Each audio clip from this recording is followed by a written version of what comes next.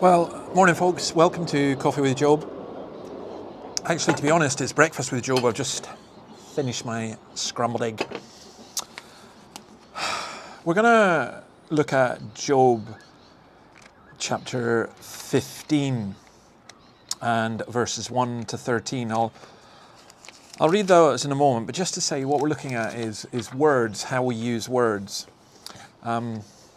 This is Eliphaz speaking. Then Eliphaz the Temanite replied, "Would a wise man answer with empty notions, or fill their belly with the hot east wind?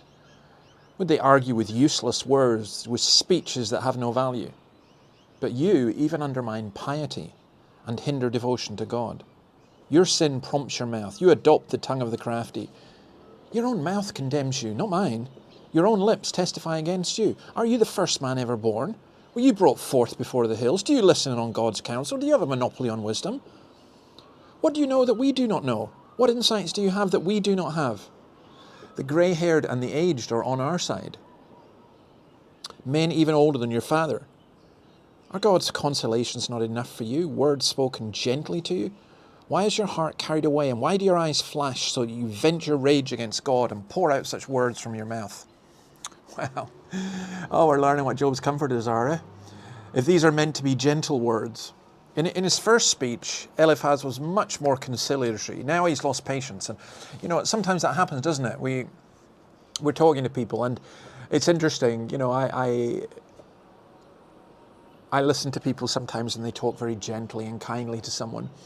And I know from what they've told me that they don't feel that. They're very angry. And I wonder if that's honest. I think once you get beneath the surface, a lot of our surface conversation is very polite, but I think once you get beneath the surface, then what's in the heart really does come out.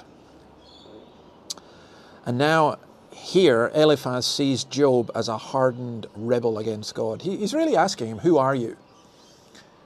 Again, if YouTube would let me, I would play the who are you? It's a big thing, isn't it? I mean, have you ever said to anyone, someone you love in a moment, who do you think you are? Because that's what Eliphaz is saying. Who do you think you are? He accuses Job of irreverence and of arrogance. He calls him windy and arrogant. He says his words are useless. He says that Job speaks too much because of his guilt. He attacks Job for thinking he's wiser than anyone else, although that's not what Job says. He quizzes him in verse 11 about his relationship to God. Are God's consolations not enough for you? He's really asking, are you not content with what God is doing for you? God is impure.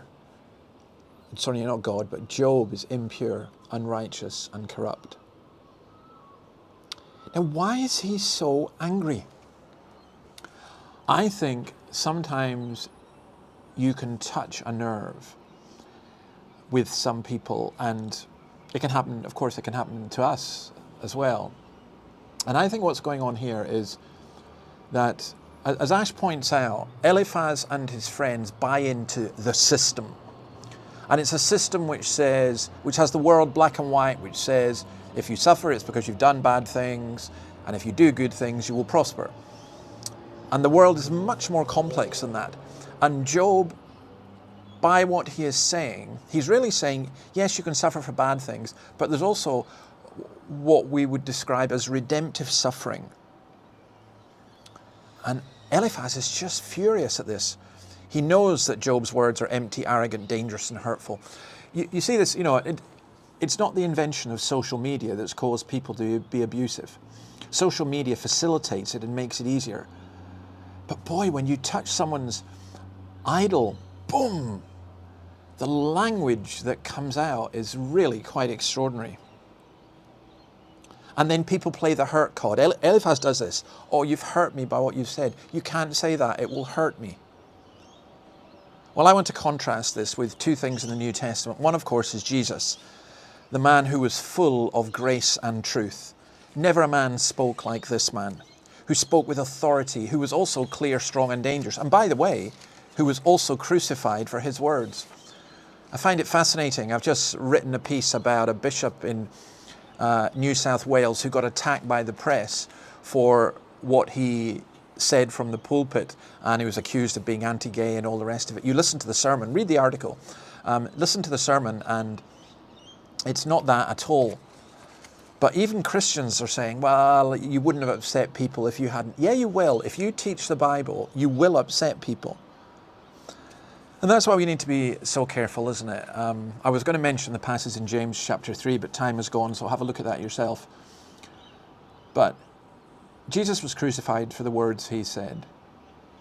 Eliphaz is really wrong in this, his anger and his bitterness. Maybe we can learn from it not to be like that, and maybe we should think very carefully about the words that we use. And I'm looking in the mirror here. God bless you, and see you tomorrow.